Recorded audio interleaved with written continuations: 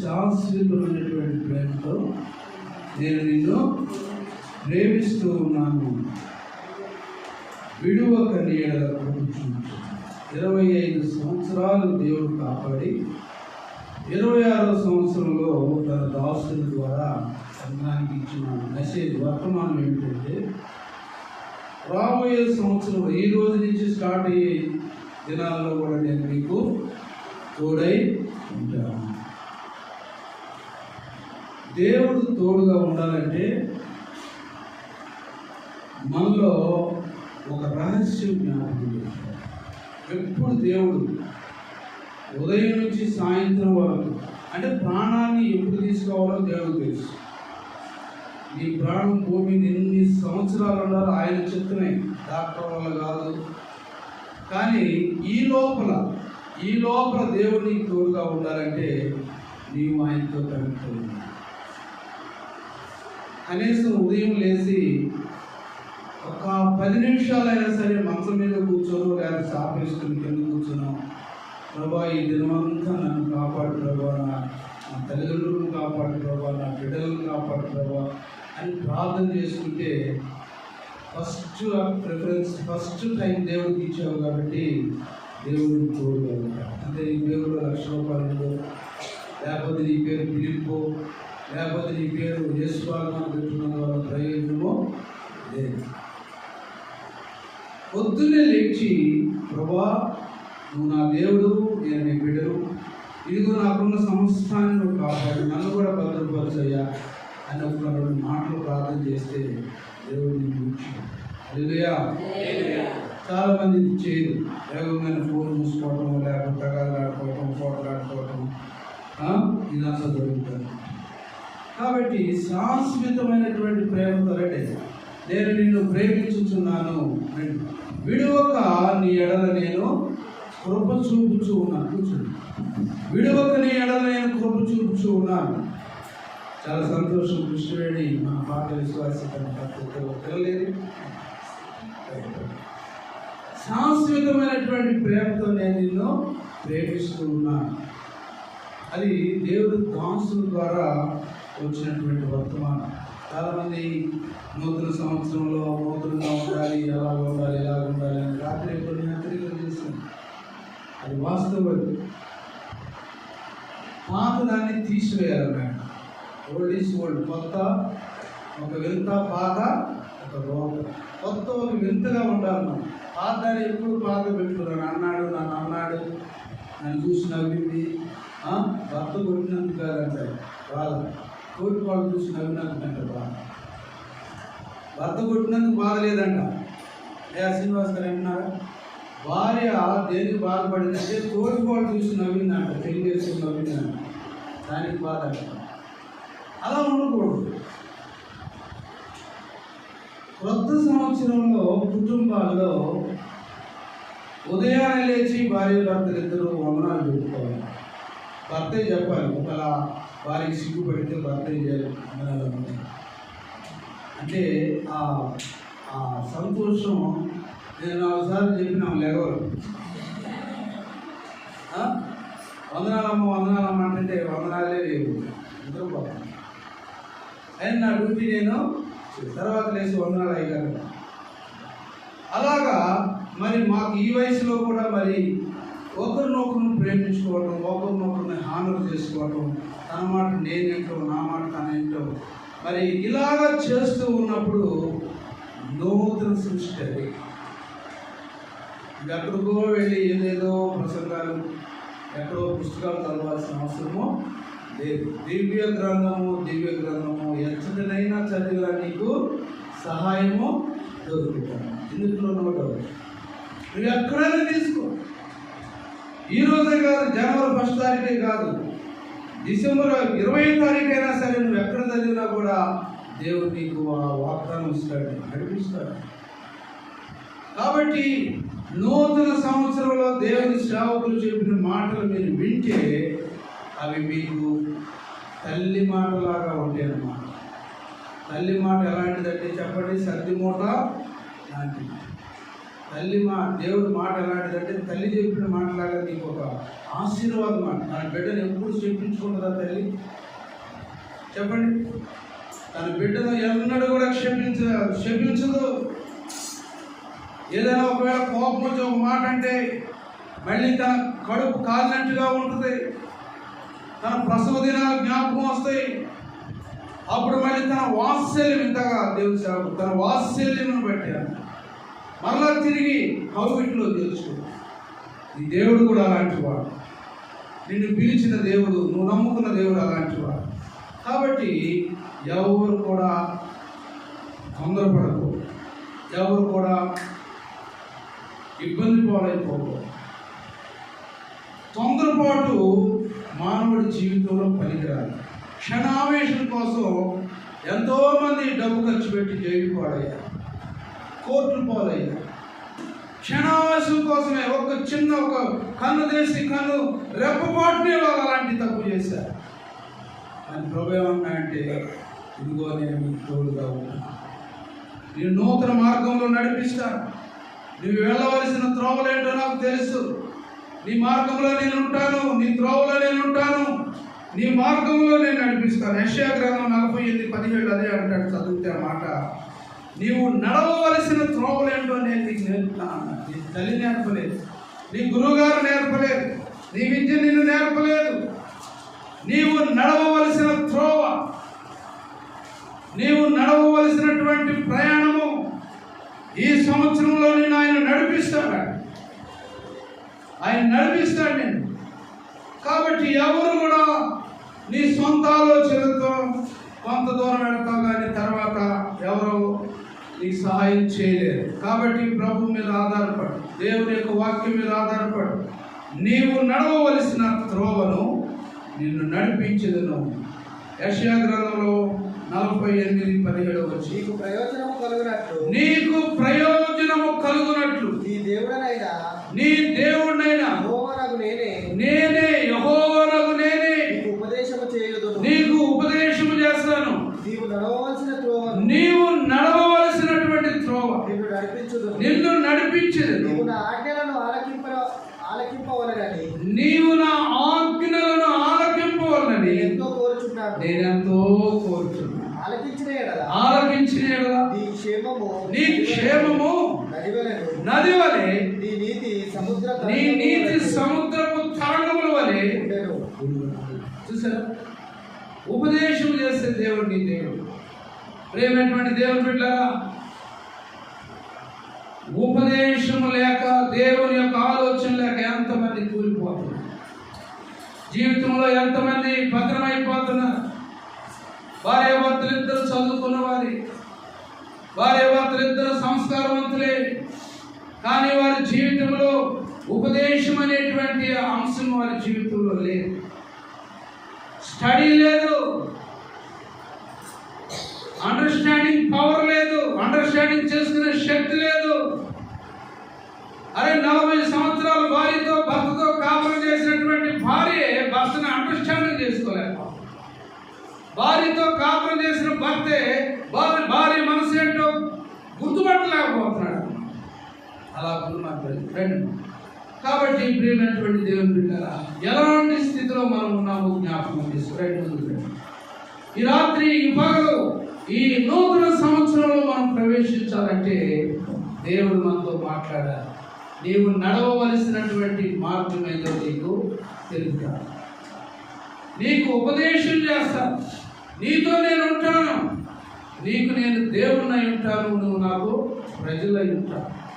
కాబట్టి నూతన సంవత్సరం అంటే ఏదో వచ్చిందయ్యా పోయిందయ్యా, పండుగలు వస్తాయి పోతాయి. పండుగ కాదు, దిస్ ఇస్ న్యూ ఇయర్. మొదటి సంవత్సరంలో స్టార్టింగ్ డే అన్నమాట. ఏ రోజు? Starting day. వేడు భార్య బ్రదర్ చక్కగా కలిసి వచ్చింది. మరి కృష్ణవేణి భర్త ఇద్దరు కలిసి వచ్చింది. అంటే కొత్తగా వచ్చారు కాబట్టి చెప్తున్నాను. ఎలాగ వచ్చారంటే వాళ్ళిద్దరిలో మంచి ఐక్యత ఉంది కాబట్టి, అండర్స్టాండింగ్ పవర్ ఉంది కాబట్టి, ఒకరినొకరు అర్థం చేసుకుంటారు కాబట్టి ఇద్దరు కలిసి రావడం జరిగింది. మన దగ్గర ఎన్ని చర్చలు లేవు, అనుకునే ఉన్నారు ముందు. ఈ రోజు ఈ జనవరి 1కి ఇదిగో నజరేత్ చర్చికి వెళ్ళాలి, అక్కడ వర్తమానం వినాలని అనుకున్నారు కాబట్టి వాళ్ళు దూరం వచ్చారు. దేవునికి మహిమ కలుగునుగా. హల్లెలూయా. నీవు నడవవలసిన మార్గం ఏదో నీకు తెలియదు. క్రొత్త సంవత్సరంలో కుటుంబంలో పాతవి మర్చిపోవాలి. ఏం మర్చిపోవాలి? కుటుంబంలో క్రొత్త సంవత్సరంలో పాతవి మర్చిపోవాలి, పాత ఆలోచనలు మర్చిపోవాలి, పాత ఈర్ష్య మర్చిపోవాలి. చాలామంది కొత్త సంవత్సరం వచ్చిన పాత సంవత్సరంలో భార్య గురించి చెబుతూ ఉంటారు. నా భార్య అలాంటిదయ్యా, ఇలాంటిదయ్యా, గయ్యాలిదయ్యా. భర్తను గురించి చెబుతాడు, నా భర్త అలాంటివాడండి, తాగుపోతాడండి, కానీ ఇదిగో నన్ను సరిగా పట్టించుకోడండి. ఒకప్పుడు కరెక్టే, కానీ ఒక స్త్రీ ఎలా ఉండాలంటే నీలో ఒక నూతన హృదయం కావాలని కోరుకుంటున్నాడు. ఒక స్త్రీగా దేవుడు నీకు ఒక నూతన మనసును కావాలని కోరుకుంటున్నాడు. నీవు క్షమించి ఒక స్త్రీగా ఉండాలని ప్రభువు కోరుకుంటున్నాడు. జ్ఞానవంతురాలు తన ఇల్లు కట్టును, మూర్ఖురాలు ఏం చేసిందంటే తన కుటుంబాన్ని తానే పాడు చేసుకుంది. ఏదో భర్తలో చిన్న లోపం చూసి, చిన్న వీక్నెస్ చూసి అది పెద్దగా చేసి, తల్లిదండ్రులకు చెప్పి, బంధువులకు చెప్పి, స్నేహితులకు చెప్పి భర్తకి విలువ లేకుండా చేస్తుంది. ఏదో భార్యలో చిన్న లోపం చూసి దాన్ని పెద్దగా చేసుకొని దానిలో ఏదేదో ఉందని చెప్పి తీసుకొచ్చి ఇంకా ఎక్కువ చేసి దాన్ని ఏం చేస్తారంటే కుటుంబాలను పాడు చేసుకుంటారు. కుటుంబాలను పాడు చేసుకుంటే ప్రియులారా, భార్యాభర్తల సమాధానం లేకపోతే కుటుంబాలు కట్టుబడవు. భార్యాభర్తల సమాధానం లేకపోతే నువ్వెంత సంపాదించినా చిల్లు జేబులో వేసినట్టే, చిల్లు సంచులు వేసినట్లే జీతం తీసుకొచ్చి జేబులో పెట్టుకుంటావు, కానీ అది ఎక్కడికి వెళ్ళిందో నీకు తెలియదు. అప్పటికప్పుడే పుట్టించుకొస్తాయండి పిల్లలు, అప్పుడే రోగాలు వస్తాయి, అప్పుడే నీవు బలహీనులు అయిపోతావు, అప్పుడే ఏదో సమస్య వచ్చింది, అప్పుడే నీ తల్లికి బాగోదు, అప్పుడే నీ తండ్రికి బాగోదు. కానీ సమాధానం అనుకుంటే సంతోషంగా ఉండి కొన్నిసార్లు కొన్ని సంవత్సరాలు నీ భర్త మాట విను, ఏమైంది? కొంతకాలం నీ భార్య మాట విను, ఏమైందో చూద్దాం, ఎంతవరకు వచ్చిందో చూద్దాం. నేనే నా మాట తెల్లాలని కుదరదు. దేవుని వాక్యం అలా చెప్పట్లేదు, దేవుని వాక్యం అలాగా చెప్పట్లేదు. మరి ఏ గ్రంథం అయినా అలాగ చెప్పుదో నాకు తెలియదు, కానీ పరిశుద్ధ గ్రంథం అలాగా చెప్పట్లేదు. స్త్రీ జ్ఞానవంతురాలుగా ఉండాలి, పురుషుడు యోగ్యుడిగా ఉండాలి. పురుషుడు ఎలా ఉండాలి? యోగ్యమైనటువంటి వాడుగా ఉండాలి, యోగ్యమైనటువంటి భార్యగా ఉండాలి. అప్పుడు కొత్త సంవత్సరం నీలో కొత్త ఆశీర్వాదం తీసుకొచ్చుతాడు, కొత్త ఆశీర్వాదం తీసుకొచ్చు. సామెతల గ్రంథం 37వ అధ్యాయంలో ప్రియులారా, అక్కడ స్త్రీ చూడండి ఎలాగా తన కుటుంబాన్ని కట్టుకుంటుందో. దేవుని యొక్క వాక్యం బైబిల్ ఉన్నటువంటి వారు సామెతల గ్రంథము 31వ అధ్యాయము 31వ అధ్యాయము 10వ వచనంలో మనం గమనిస్తే గుణవతి అయిన భార్య దొరుకుతారు. లేదండి, ఏదైనా దొరుకుతుందేమో కానీ మార్కెట్లో బంగారం దొరుకుతుంది, మార్కెట్లో ఫ్లాట్లు దొరుకుతాయి, మార్కెట్లో మంచి వస్త్రాలు దొరుకుతాయి, కానీ గుణవతి అయిన భార్య దొరుకుతారు. మీరందరూ మంచి భార్యలని ప్రభువు బట్టి నేను సాక్ష్యం చెబుతున్నా. ఇక్కడ కూర్చున్న వాళ్ళందరూ మంచి భార్యలే, మంచి భర్తలే, మంచి బిడ్డలే. ప్రియులారా చూడండి, ఇదిగో గుణవతి అయిన భార్య దొరుకుటారు, అట్టిది ముత్యముల కంటే అమూల్యమైనది. ఆమె పెనిమిటి ఆమె నమ్మిక ఉంచును. ఆమె పెనిమిటి అంటే భర్త, హస్బెండ్. నీ ఎందుకు నమ్మిక ఉంచు. నువ్వేం చేసినా నా భార్య ఇదిగో నన్ను మోసం చేయదు, నన్ను నష్టపరచదు, ఇదిగో నాకు తెలియకుండా ఏం కూడా చేయదు. 1,00,000 రూపాయలు ఖర్చు పెట్టాలన్నా కూడా ఒక్క పైసా కూడా అటు ఇటు పోకుండా ఇదిగో నా బడ్జెట్ గురించి, నా బడ్జెట్ ఆలోచన గురించి నేను మాట పుట్టింటోడు 1 రూపాయి కూడా పెట్టకూడదు. దైవ సన్నిధిలో చదువుతున్నాను. ఏ స్త్రీ కూడా పుట్టింటికి 1 రూపాయి కూడా పెట్టకూడదు. ఒకవేళ పెట్టావా భర్తను అడిగి తీసుకెళ్ళి పెట్టి, లక్షలు పెట్టి నా భర్త ఒప్పుకుని ఎంతైనా పెట్టి నాకు అవసరం. దేవుని వాక్యం ఏమన్నమాట, తన పెనిమిటి ఆమె పెనిమిటి ఆమె యందు నమ్మిక ఉంచును. నువ్వు భర్తకు తెలిసి ఏ పనైనా చేయి. అయ్యా మా అమ్మకు చీర పెట్టాలండి, ఎస్. నువ్వు ఎంతలో పెట్టాలనుకున్నావు? అయ్యా ఏదో పెద్ద మనిషి కదా, ఏదో 1500 లేదమ్మా 2,000 రూపాయలు వచ్చేది. ఎంత సంతోషం. చప్పట్లు కూడా దేవుని మహిమపరచు. చప్పట్లు పట్టలేదు. కాబట్టి స్త్రీ పురుషుడికి తెలియకుండా ఏ పని కూడా చేయలేదు. ఒకవేళ నువ్వు చేస్తే నువ్వు వర్చలంగా అని నేను గురుగారు సాక్ష్యాలు చెబుతున్నాను. నువ్వు ఏ పని చేసినా ఫైనాన్షియల్గా నీ మనసుతో మీ ఇద్దరి మధ్య ఏ పని చేసినా నువ్వు పురుషుడికి తెలిసిన తర్వాత నువ్వు ఆ పని చేస్తే నూతన సంవత్సరం ఆశీర్వాదం సంవత్సరాంతం వరకు నీ కుటుంబం మీద ఉంటుంది. హల్లెలూయా. ఆమె పెనిమిటి ఆమె నమ్మిక ఉంచును. ఆమె అతని లాభ ప్రాప్తికి వెలితి కలగదు. ఆమె తాను బ్రతుకు దినములన్నీ అతనికి మేలే చేయను గాని. హల్లెలూయా. ఆమె అతనికి మేలే చేయను గాని కీడు. ప్రేమైనటువంటి దేవుని బిడ్డలారా, సంగమా, వాక్యం వింటున్నటువంటి నా ప్రియ సహోదరి సహోదరులారా, మేలు చేస్తున్నావా కీడు చేస్తున్నావా ఈ నూతన సంవత్సరంలో జ్ఞాపకం చేసుకో. తర్వాత ఏమంటుందో చూడండి. ఆమె గొర్రెబొచ్చును అవిసెనారును వెతుకును, తన చేతులారా వాటితో పని చేయును. చేతులారా పని చేసి ఉద్యోగం చేసిన, కుటుంబంలో బిడ్డలు పని చేసిన, భర్త పని చేసిన, అత్తమామలు పని చేసిన ఒక ఆమె అడుగుతుంది, అయ్యా ఇదిగో మేము ఇంతమంది ఉంటాం పెళ్లి చూపుకి వెళ్తే ఆ పెళ్లి కుమార్తె ఏమంటుందంటే బోరుకు వచ్చిన బళ్ళు ఎన్నుండి అని అడిగిందంట.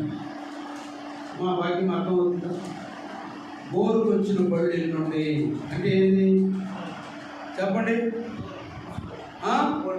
అయ్యా బోరుకు వచ్చిన బళ్ళు ఎన్నుండి. అత్తలు మామూలు ఉండారా లేరా? బోరుకు వచ్చిన బళ్ళేగా ఇప్పుడు మన ఇద్దరం. అయ్యా 60 దాటితే బోరుకు వచ్చిన బండి. బోరుకు వచ్చిన బళ్ళు ఎన్నుండి అని అడిగాడు. ఆ పెళ్లి కొడుకు అర్థం కాలేదంట. అడిగితే ఆ పెద్ద మనిషి వచ్చిన ఆ పెళ్లి పెద్ద మనిషి అన్నాడు, అయ్యా మీ అమ్మ మీ నాన్న. అయ్యో మా అమ్మ మా నాన్న ఎందుకు ఉంటారండి? అదే మా అమ్మ మా నాన్న బోరుకు వచ్చిన బళ్ళు అంటామంటే అప్పుడు చిట్టుకేసి లేచి వెళ్ళిపోయాడు. అర్థమైంది మేడం? బోరుకు వచ్చిన బండి అంటే నీకు అర్థం కాదు. కాబట్టి ఇప్పుడు చూడండి, అలాంటి విషయాల్లో స్త్రీ కుటుంబాన్ని కట్టలేదు. అలాంటి విషయాల్లో నూతన సంవత్సరం పొడుగుత సంవత్సరాంతం వరకు సంతోషంగా ఉండలేదు. తర్వాత దేవుని యొక్క వాక్యంలో గమనించినట్లయితే చూడండి, దేవుని యొక్క వాక్యంలో 28వ వచనము, ఆమె కుమారులు లేచి ఆమెను ధన్యురాలంటారట. తల్లిని ఏమంటారు? ధన్యురాలంటారట. ఆమె కుమారులు కానీ కుమార్తెలు కానీ ఆమెను లేచి అమ్మ అని పిల్ల, అమ్మ నువ్వు ఎంతో ధన్యురాలు, నువ్వెంత సాంప్రదాయం కలిగిందని, నువ్వెంత కుటుంబ మర్యాదని కాపుదల చేసిందండి మా అమ్మ. డాడీ అలాంటివాడైనా, ఇదిగో మీ అమ్మ మీ నాన్న ఏమి ఇవ్వకపోయినా, ఇదిగో నీ శక్తి సామర్థ్యాలతో మమ్మల్ని చదివించావు, మా నాన్న పొరుగు కాపాడావు, మా ఇంటి గుడ్డు నువ్వు కాపాడావు అంటారంట. ఎవరు మాటలు? మాటలు సొంత బిడ్డలే, సొంత బిడ్డలే. కోర్టు అడుగుతున్నారు, నీ తల్లి నీ తండ్రి కోర్టు ఎదురుగా బోన్లో ఉంచున్నారు. పిల్లలారా, మీరు ఎవరి దగ్గరికి వెళ్తారండి? 8 సంవత్సరాలు కాపాడుతుంది. ఇదిగో మా డాడీని నాకు కావాలి, మా డాడీనే నాకు కావాలి. 4 సంవత్సరాలు నాకు అన్ని పుణ్యం తెలియనటువంటి వయసులో నా తల్లి నా తండ్రిని విడిచిపెట్టి వెళ్ళిపోయింది. నా తండ్రి ఏదో మనుషులు వస్తున్నారు పోతున్నారు, నాకేం అర్థం కాలేదు. మమ్మీ డాడీ అక్కడ, డాడీ మమ్మీ అక్కడికి వెళ్ళిందంటే, ఇదిగా ఆ అమ్మ వాళ్ళ ఇంటికి వెళ్ళిందని చదువుతున్నాడట. మనం ఎందుకు వెళ్ళాలంటే, కాదమ్మా అక్కడ కాకూడదు అన్నారట. అలాగా 8 సంవత్సరాల వయసులో కోర్టు ఆఖరి తీర్మానం వచ్చింది. ఎవరి దగ్గరికి వెళ్తామంటే, తల్లి బిడ్డ అంటుంది, మీ డాడీ దగ్గరికి వెళ్తావా మీ మమ్మీ దగ్గరికి వెళ్తావంటే, ఆ అమ్మాయి ఆడపిల్ల అంటుంది, ఇదిగో నా డాడీ అని అంటావా. ఎందుకమ్మా నా లాయర్ గారు అడిగితే, జడ్జి గారు అడిగితే, ఏమండి 4 సంవత్సరాల వయసులో నా తల్లి వెళ్ళిపోయింది, నాకు గుర్తు కూడా రావట్లేదు. నా తండ్రి నన్ను అన్ని పోషణ పాలన చేశాడు, జడ వేసాడు, తల పోసాడు, బట్టలు వేసాడు అని ఏడుస్తూ చెబుతున్నప్పుడు ఆ జడ్జి గారు అంటారు, అమ్మా నువ్వు కంటే కన్నావు కానీ తన ఇష్టం నీ దగ్గర ఉండటానికి ఇష్టపడట్లేదు. ఇదిగో నీ భర్త దగ్గర ఉండడానికి కోర్టు ఏం చేయలేదు. ఇంకా నువ్వు పై కోర్టుకి వెళ్తానంటే, లేదండి అతని దగ్గర ఉండమని ఏడ్చుకుంటూ కోర్టుకి వెళ్ళిపోయింది. బిడ్డలంటారంట, అమ్మా నువ్వు ధన్యురాలివి, నువ్వు చాలా ధన్యుడివి, ఇదిగో నువ్వు ధన్యురాలివి అని అని చాలా మంది కుమార్తెలు ప్రతివత ధర్మమును అనుసరించి ఉన్నారు. కానీ వారందరిని నీవు మించినదాను. ఎంతో మంది ప్రతివత ధర్మం ధర్మించినటువంటి స్త్రీలు ఉన్నారు, కానీ వారందరికంటే నువ్వు మించిందాను. ఎలాగొస్తుందండి ఈ జ్ఞానము? దేవుడి దగ్గర నువ్వు తీసుకుంటే జ్ఞానం వస్తుంది. నువ్వు చదువుకున్న దాన్ని బట్టో, నీ కులాన్ని బట్టో, నీ సంస్కారాన్ని బట్టో, నువ్వు పెరిగిన సొసైటీని బట్టి రాదు. కానీ దేవుడు ఇచ్చిన జ్ఞానం నీకుంటే నీ బిడ్డలు నిన్ను అలా పొందుతారు. నీ భర్త పొగడకపోయినా సరే, నీ భర్త నిన్ను హింసిస్తున్నా సరే, నీ భర్త నిన్ను చీయన్నా సరే, నీ భర్త ఎంత నువ్వు చేసి పెట్టినా సంతోషపడకపోయినా సరే, బిడ్డ ఈ ఉదయకాల సమయంలో నీ బిడ్డలే నిన్ను పొగుడుతారు, నీ బిడ్డలే నీ సాక్ష్యం చెబుతారు, నీ బిడ్డలే నీ ప్రక్కన కాసుకుని ఉంటారు. ఈ మధ్యాహ్నకాల సమయంలో ఎప్పుడు దేవుని జ్ఞానం కలిగినట్టు తర్వాత దేవుని వాక్యంలో యెహోవా యందు భయభక్తులు కలిగిన స్త్రీ కొనియాడబడును. అందము మోసకరము, సౌందర్యము వ్యర్థము. యెహోవా యందు భయభక్తులు కలిగిన స్త్రీ కొనియాడబడు. ప్రియమైనటువంటి దేవుని బిడ్డలారా, ఈ నూతన సంవత్సరంలో ఏదో కాసేపు కూర్చొని పాటపాడి పలహారం తిని భోజనం తీసుకొని అది కాదు, కానీ ఈ నూతన ఆశీర్వాదము, నూతన ఆరోగ్యము, నూతన శక్తి, నూతన బలము ఈ సంవత్సరం మొదలుకొని సంవత్సరాంతం వరకు నీతో ఉండాలంటే నువ్వు ఎక్కడో వెళ్ళి తపస్సు చేయాల్సిన పని లేదు. నీలోనే మొట్టమొదట శాంతి సమాధానం. ఒక స్త్రీగా, ఒక తల్లిగా, ఒక గృహిణిగా నీలోనే శాంతి సమాధానము అండర్స్టాండింగ్ పవర్ కావాలి. ఆలోచించుకునే నీ భర్త మనసు ఏంటో, నీ బిడ్డ మనసు ఏంటో, నీ భార్య మనసు ఏంటో, నీ కుమార్తె మనసు ఏంటో నువ్వు అర్థం చేసుకోగలిగితే ఇక్కడున్న సంతోషం ఇంకెక్కడ కూడా. నీ ఇల్లే ఒక చిన్న పరలోకం, నీ ఇల్లే ఒక చిన్న పరలోకం. నీ భర్త నిన్ను చూసి ఇంకా నా భార్య డ్యూటీ నుంచి ఎప్పుడు వస్తుంది, ఇంకా నా భర్త డ్యూటీ నుంచి ఎప్పుడు వస్తాడు, ఇంకా నా పిల్లలు ఎప్పుడు ఈ సర్కిల్లో ఉండాలి. కానీ ఒక అంటుందమ్మా అయ్యగారు వచ్చాడంటే ఆ రాపోయిన పర్లేదు అంట. దేవుని స్తోత్రం. అమ్మ నీ భర్త వచ్చాడా ప్రార్థన చేస్తారు ఇద్దరికంటే, అయ్యా ఆయన రాలేదండి, ఆయన ఇంకా రాలేదు, ఎప్పుడు పోతాడో తెలియదండి అంటే ఏంటి? There is no communication between wife and husband. భార్య భర్తలు ఇద్దరి మధ్య కూడా పెళ్లి రోజులు లేదు, పుట్టినరోజులు లేదు, వివాహ దినం లేదు, ఏ దినం లేదు, అన్ని రోజులు ఒకటే. అలాంటప్పుడు భార్య ఏం చేస్తున్నాం? అయినా పర్వాలేదు, కానీ దేవుని యందు భయభక్తులు కలిగిన స్త్రీ కొనియాడబడను. ఆఖరిగా ఒక వచనం చూసుకుని ఆ యెషయా గ్రంథం మనం గమనించినట్లయితే, యెషయా గ్రంథము 43వ అధ్యాయము 18-19 వచనాలు. ఇదిగో నేను ఒక నూతన క్రియను చేయబోతున్నాను. ఏం చేస్తాడంట? New creation. నీ కుటుంబంలో ఏది కోల్పోయావో, ఏది కరువుగా ఉందో, ఎక్కడ మీ మధ్య వ్యత్యాసం కనబడుతుందో, మీ కుటుంబం ఆశీర్వాదానికి దూరం ఎందుకు అయిపోతుందండి, వీటన్నిటిని నేను చెప్పిన మాటలన్నిటిని కనుక మీరు జ్ఞాపకం చేసుకుంటే ప్రభువైన యెహోవా యెషయా ప్రవక్త ద్వారా 43వ అధ్యాయం 18వ వచనము చదవండి. మునుపుటి వాటిని చేసుకొనుడి, పూర్వకాలపు సంగతులను తలంచుకొనండి. ఇదిగో నేను ఒక నూతన క్రియను చేయబోతున్నాను, ఇప్పుడే అది మొలుచును, మీరు దానిని ఆలోచింపరా. నేను అరణ్యములో త్రోవను కలుగు చేస్తున్నాను, ఎడారిలో నదులను పారజేయుచున్నాను. నేను ఏర్పరచుకున్న ప్రజలు త్రాగుటకు నీళ్లు అరణ్యములో పుట్టించుచున్నాను, దారిలో నదులు కలుగజేయుచున్నాను. అడవి కుక్కలను నిప్పుకోళ్లను నన్ను కనపరచును. నా నిమిత్తము నేను ఏర్పాటు చేస్తున్న నా ప్రజలు నా స్తోత్రములను చేయుదురు. సంఘం, ఆయన సంఘం ఏర్పాటు చేసుకున్న సంఘం, ఏర్పాటు చేసిన సంఘం ఎక్లేషియా అని గ్రీక్ పదవులో నుంచి వచ్చింది. సంఘము అంటే ఏంటి? క్వాలిఫైడ్ అంటే సెలెక్టెడ్ పీపుల్, అంటే ఏర్పరుచుకున్నటువంటి జనాంగాన్ని దేవుడు ఎంతగానో ఆలోచన చేస్తున్నాడు. ఇదిగో నేను ఒక నూతన క్రియ చేయవచ్చు, శాశ్వతమైనటువంటి ప్రేమతో నేను ప్రేమిస్తున్నాను. ప్రేమైనటువంటి దేవుని బిడ్డారా, ఒక్కసారి ఆలోచించుకుందాం. నీ జీవితంలో ఎలాంటి శోధనలు, ఎలాంటి కష్టాలు ఉన్నాయి, ఎలాంటి కష్టాలు ఫేస్ చేస్తున్నావు, ఎలాంటి కష్టాలను అనుభవిస్తున్నావు. ఈ మధ్యాహ్న కాల సమయంలో, ఈ నూతన సంవత్సరంలో ప్రార్థన చేసుకుందాం. కళ్ళు మూసుకొని, ప్రభా నాయన నాకు ఎన్ని అవసరతలు ఉన్నాయి నాయన, నా కుటుంబం బాగుపడాలంటే, నా కుటుంబం కట్టబడాలంటే ఎన్ని అవసరతలు ఉన్నాయి ప్రభా, ఎంత జ్ఞానం కావాలి. ఓ పరిశుద్ధుడా, చైతన్య సహోదరుడా, ప్రభా ఈ సంవత్సరం అంతా నన్ను, నా భార్యను కాపాడండి, నా కుటుంబాన్ని కాపాడు, నా బిడ్డలను కాపాడండి. ఈ జ్ఞానంతో నింపు.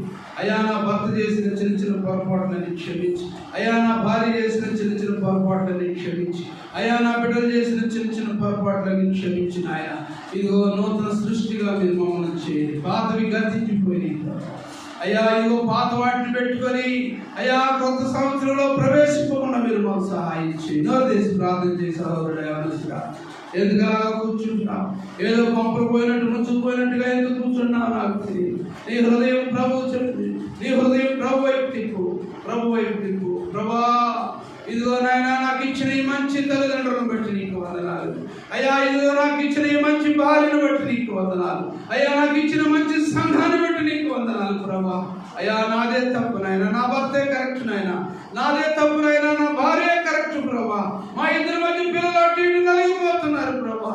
నన్ను జ్ఞాపకం చేసుకో నాయన, నన్ను జ్ఞాపకం చేసుకో ప్రభా. ఈ కొత్త సంవత్సరంలో నాయన, సంవత్సరం మొదలుకొని సంవత్సరాంతం వరకు ప్రభా నీ సన్నిధి మాతో ఉంచండి. ఇక్కడ కూర్చున్న బిడ్డలందరినీ అభిషేకించి ప్రభా నీ ప్రేమ వారి పట్ల కనపరచండి. వారి మార్గాల్లో మీరు తోడుగా ఉండండి. మీరు వారికి ఉపదేశము చేయండి ప్రభా.